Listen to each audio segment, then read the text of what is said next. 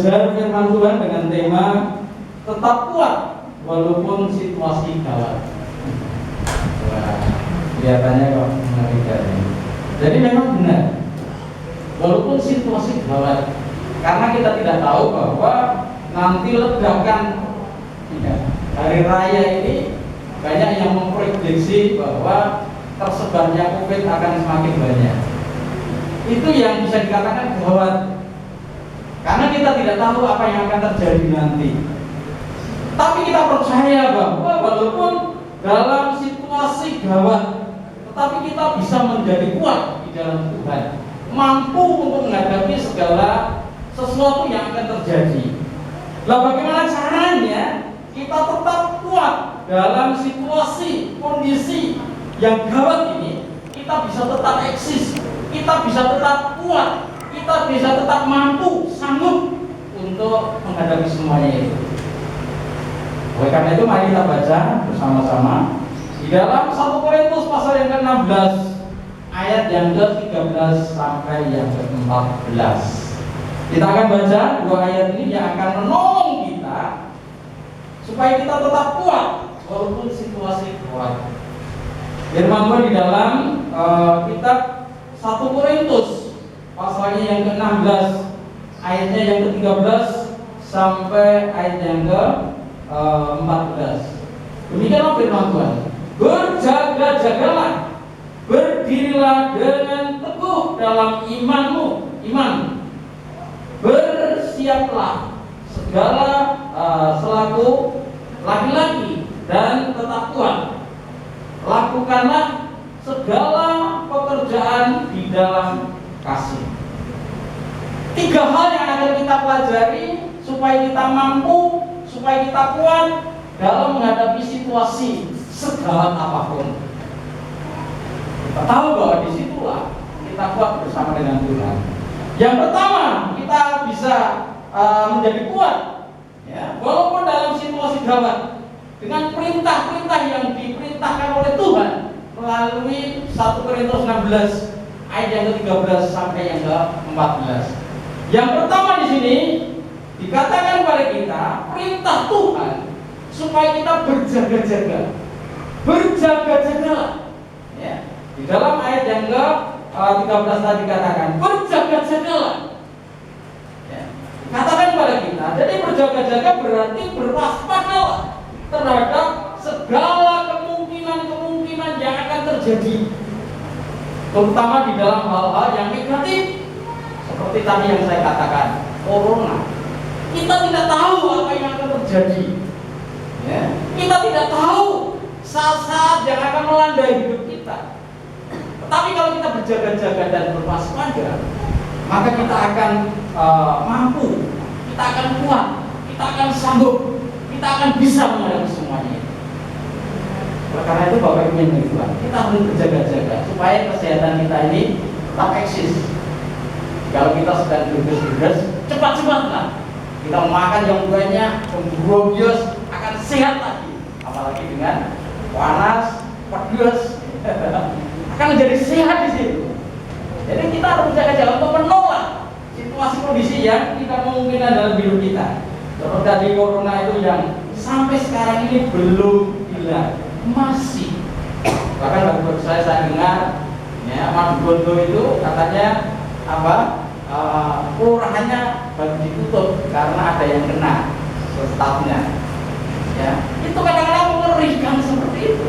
Kita tidak tahu apa yang akan terjadi, tapi kita tahu bahwa dengan berjaga-jaga, dengan siap siaga, dan kita minta pertolongan pada Tuhan, maka Tuhan yang akan menolong kita.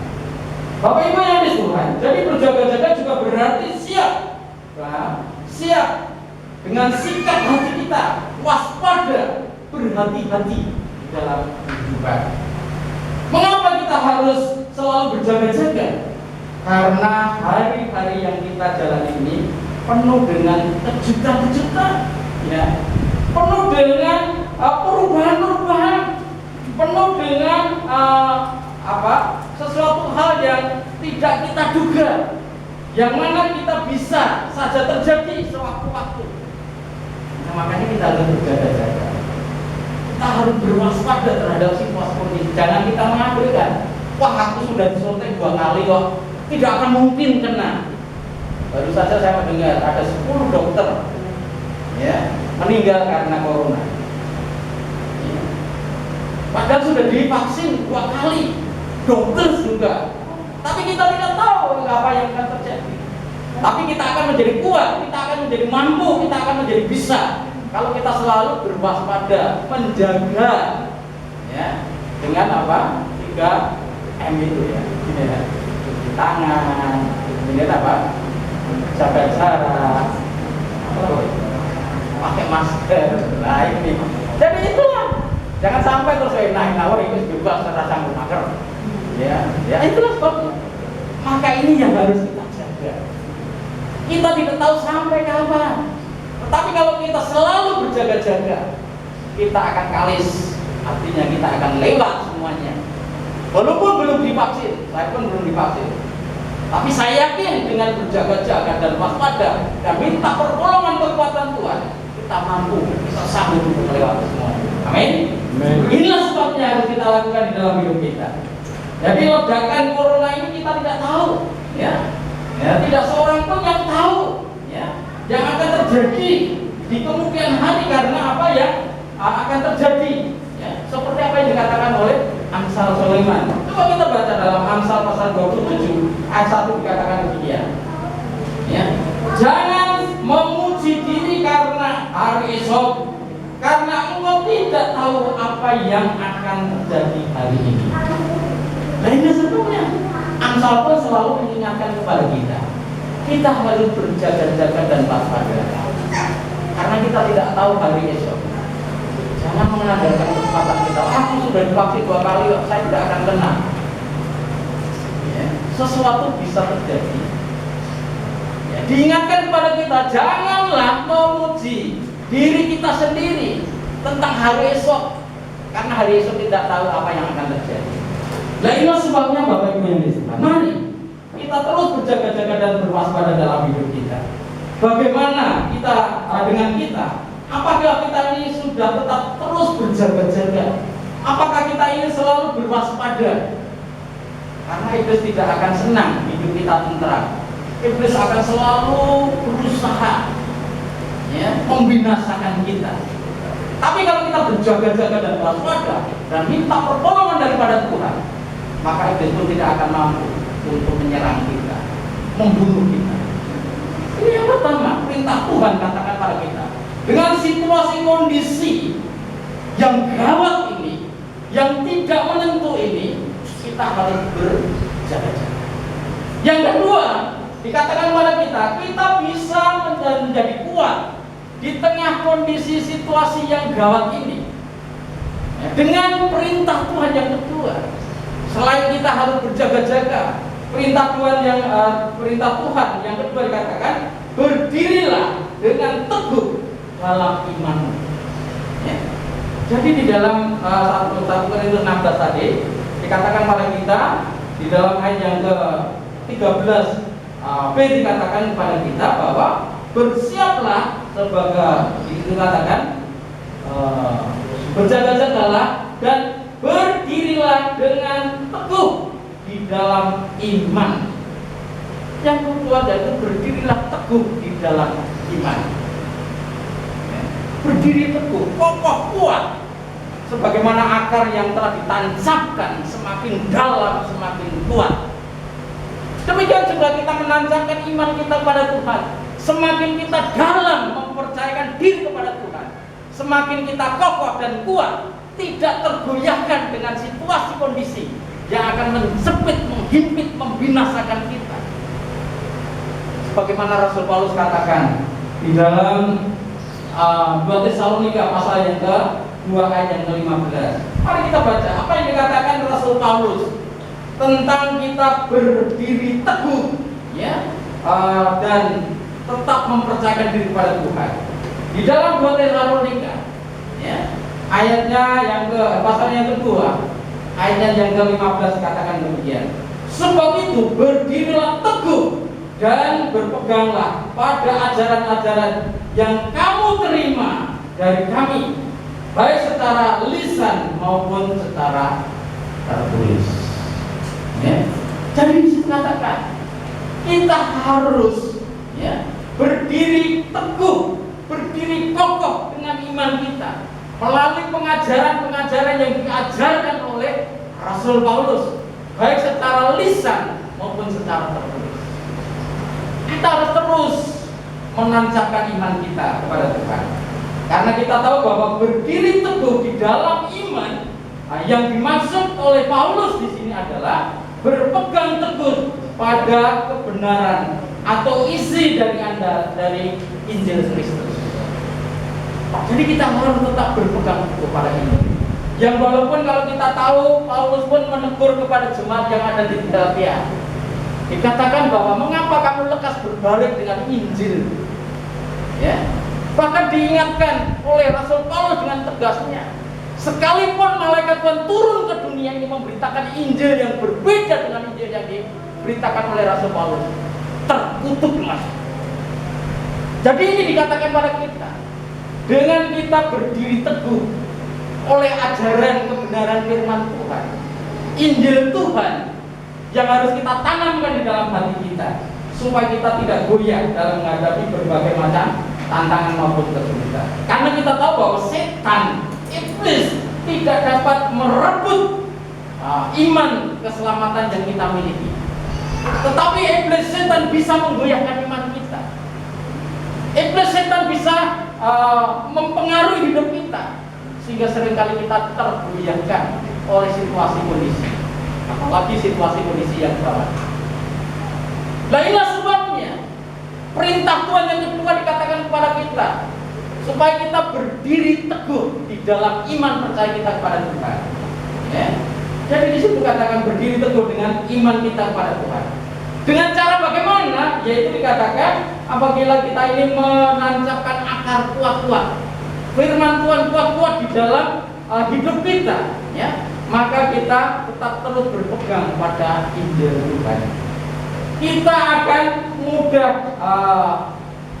atau kita tidak akan mudah tergoyahkan kalau kita menancapkan Injil Yesus Kristus di dalam kehidupan kita. Karena sebabnya Bapak Ibu, iblis berusaha mencari kesempatan di mana kita bisa diterkam, di mana kita bisa dilemahkan, di mana kita bisa dibunuh. Iblis selalu mempengaruhi.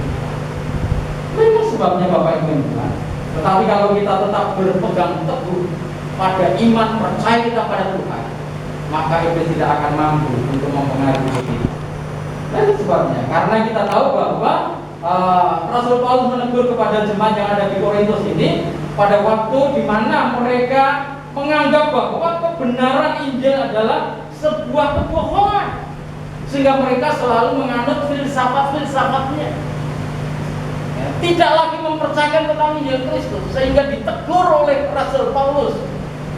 Ya, itu yang menjadi peringatan, perintah yang harus dilakukan. Kamu harus kokoh berdiri dalam Injil, dalam iman percaya pada Tuhan, supaya kita tidak mampu dipengaruhi oleh situasi maupun kondisi apapun. Karena kita tahu bahwa keadaan itulah yang Rasul Paulus menegur kepada mereka dengan keras dan memberikan perintah kepada mereka agar mereka berdiri teguh di dalam iman dan tetap berpegang pada kebenaran Injil Kristus. Jadi ini dengan kerasnya mengatakan kamu harus berdiri teguh dengan imanmu. Ajaran Injil harus kamu tanamkan di dalam hidupmu. Ya, ini yang diajarkan oleh Rasul Paulus.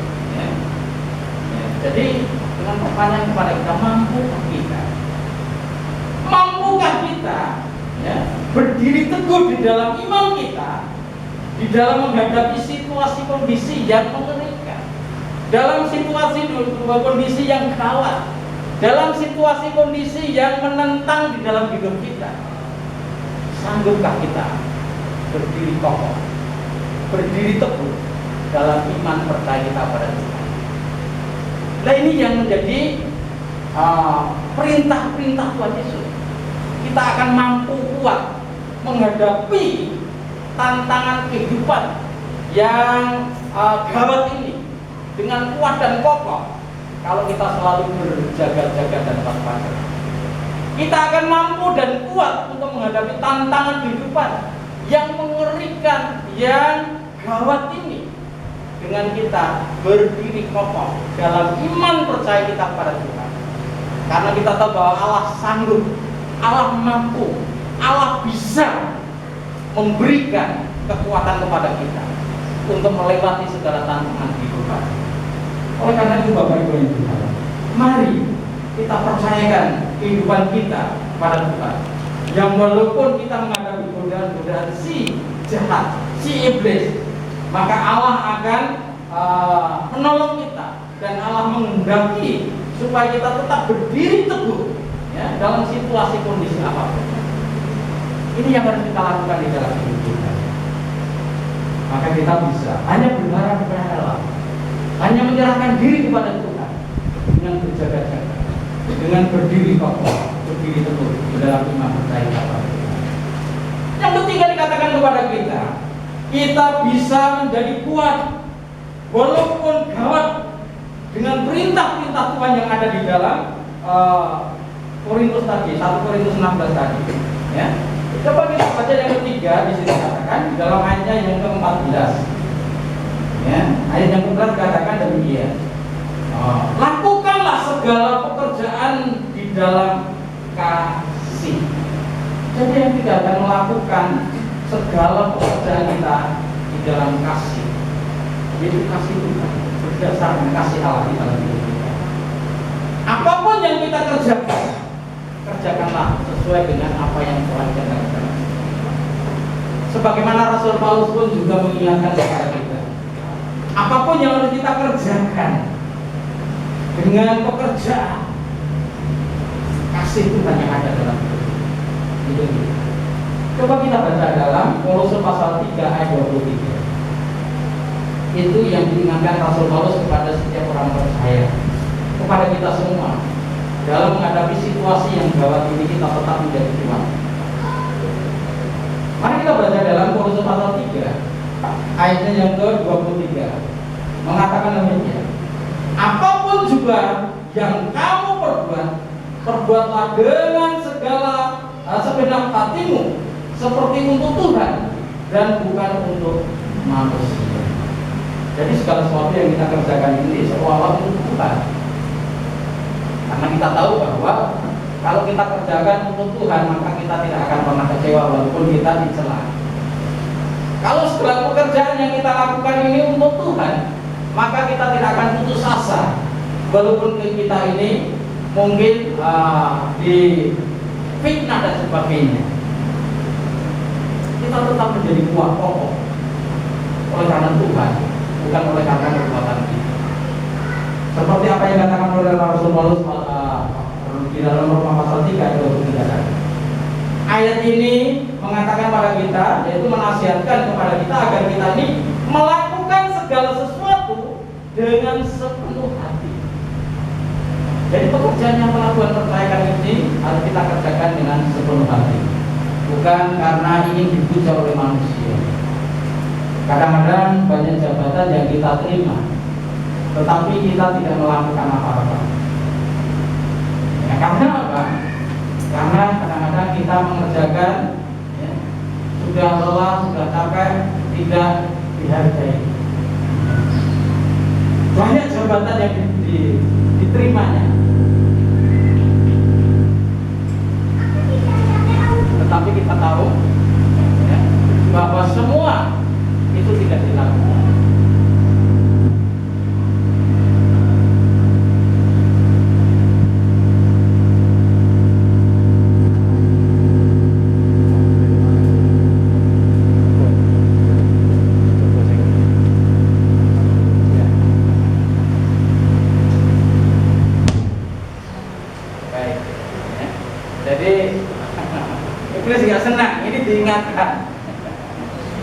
Diingatkan kepada kita. Kalau kita melakukan dengan ketulusan hati, kita melakukan dengan senang hati, iblis gak senang, maka diduga. Baik, Bapak Ibu yang Tuhan, ini hal yang penting kepada setiap kita. Jadi segala tugas pekerjaan yang telah Tuhan percayakan, lakukanlah seperti kita melakukan pada Tuhan, bukan kepada manusia. Saya suka prihatin untuk sekolah minggu.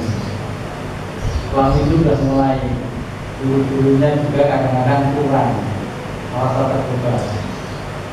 Ya tadi pagi sangat bingung begitu. Bapak saja cerita. Saya cerita itu banyak. Jadi tapi persiapan kan berbeda. Yang benar dan tidak. Ya, artinya yang sudah disiapkan dengan yang tidak. Nah benernya tetap benar. Jadi inilah sebabnya. Jadi mari kita lakukan seperti kita lakukan untuk Tuhan, bukan untuk manusia. Kalau kita melakukan hanya untuk manusia, kita kecewa, kita putus asa, kita tidak jadi serius karena hanya untuk manusia. Tetapi kalau untuk Tuhan kita lakukan, walaupun orang tidak memuji, walaupun orang tidak menghargai, walaupun orang tidak memperhatikan, tetapi kita kerjakan untuk Tuhan karena ini perintah untuk Tuhan. Bapak Ibu yang Tuhan, jadi di dalam ayat yang telah kita baca dalam Kolose pasal 3 ayat 23 ini mengingatkan kepada kita, menasihati kepada kita supaya pada waktu kita melakukan segala tugas dan pekerjaan kita lakukan untuk Tuhan. Baik secara pekerjaan, baik secara pelayanan, baik secara studi, hidup berkeluarga, ibadah dan lain sebagainya. Ya, bukan dengan kekuatan kita, bukan dengan kita ini dihargai oleh orang lain. Ya. Jadi bukan tergantung oleh situasi kondisi apa, tapi semuanya itu lakukan untuk Tuhan. Ya. Di tempat kita kerja, ya, dan juga keluhan-keluhan masih ada. Keluhan-keluhan ada. Tapi mari, walaupun ada keluhan, tetapi kita kembalikan lagi bahwa pekerjaan yang telah Tuhan percayakan ini kita kerjakan untuk Tuhan. Sehingga kita tidak pernah kecewa, kita bisa pokoknya saya kerjakan untuk Tuhan. Entah mereka menghargai, entah mereka menggaji banyak maupun sedikit, itu bukan menjadi masalah. Tapi yang menjadi masalah bagaimana caranya kita ini tetap menghargai Tuhan di dalam hidup kita. Melakukan untuk Tuhan, bukan untuk manusia. Maka Tuhan akan memberi jalan yang terbaik bagi kita. Ini yang harus kita lakukan di dalam hidup kita. Ya. Jadi jangan sampai kita ini hanya sekedar untuk mengerjakan segala pekerjaan yang telah Tuhan percaya, tetapi kita sungguh-sungguh kerjakan untuk Tuhan. Baik tugas kita atau pekerjaan kita, tidak dengan sepenuh hati, jangan, tetapi kita harus kerjakan dengan sepenuh hati. Kadang-kadang kita kerjakan dengan bundel bahasa Jawanya itu, ya, dengan bundel, ya. Tetapi mari kita kerjakan, jangan dengan sungguh-sungguh, ya, di dalam kita mengerjakan, kerjakanlah semuanya untuk Tuhan. Karena Tuhan yang akan memberikan yang terbaik kepada setiap kita. Jadi apapun yang terjadi, ya, kehendak Allah lah yang harus kita lakukan, bukan kehendak kita. Bapak Ibu yang di Tuhan, mari dengan sepenuh hati, meskipun harus melewati segala rintangan, tantangan, kesulitan, sampai harus kita menghadapi penderitaan, tapi kita lakukan untuk Tuhan dalam hidup kita. Hai Bapak Ibu yang di Tuhan, jadi kita bisa kuat dalam situasi yang gawat kalau kita mengingat akan perintah-perintah Tuhan. Di dalam 1 Korintus yang pasal 16 ayat 13 dan 14 tadi, ada 3 hal yang perlu kita ingat perintah Tuhan, yaitu kita harus selalu berjaga-jaga, ya, supaya jangan sampai kita dilemahkan. Yang kedua di sini dikatakan kita harus berdiri teguh dengan iman percaya kita pada Tuhan, dan Allah mampu, Allah sanggup untuk menolong kita. Yang ketiga dikatakan pada kita mampu dan sanggup menjadi orang yang kuat, kokoh dalam situasi yang gawat. Kalau kita mengerjakan pekerjaan yang telah Tuhan percayakan kepada kita ini dengan kasih Tuhan, kita kerjakan seolah-olah itu untuk Tuhan, bukan untuk manusia. Ya. Artinya di situ kita kerjakan untuk Tuhan, bukan untuk manusia. Sehingga jangan sampai kita khawatir dalam menghadapi tantangan kesulitan kita maupun tekanan apapun. Walaupun banyak orang mengatakan nanti sehabis lebaran meledak corona yang gawat, yang tidak diketahui oleh banyak orang. Tapi lihatlah berita Tuhan, berjaga-jaga dan berwaspada, selalu mengingat PPKM, pakai masker, tangan, dan jaga-jaga. Nah ini adalah sebabnya. Maka kita tidak akan ganti. Yang kedua, perintah Tuhan, kita harus tetap mempercayakan diri pada Tuhan. Iblis kadang-kadang mengintimidasi kita. Ya, kadang-kadang merasa takut. Sedang duduk itu masuk angin, wes buat ini rakaruan. Iblis soyo nyambung terus, akhirnya kita hatinya cium, akhirnya kena juga. Ya. Tetapi kalau kita sedang geges-geges, kita percaya Tuhan mampu, Tuhan sanggup, Tuhan bisa. Aku percaya Yesus mampu, Yesus sanggup untuk melepaskan itu. Maka semoga Dios sehat. Nah ini harus percaya pada Tuhan. Kalau Tuhan percayakan pekerjaan tugas yang telah Tuhan percayakan, kita kerjakan untuk Tuhan. Walaupun banyak orang walaupun banyak orang ya akan mematahkan semangat kita, kita tetap semangat di dalam Tuhan. Karena Allah yang akan menolong kita. Maka jangan takut kita menghadapi situasi kondisi segawat apapun. Karena Tuhan kita Tuhan yang mampu dan sanggup. Karena itu mari kita menunjukkan satu ujian. Jangan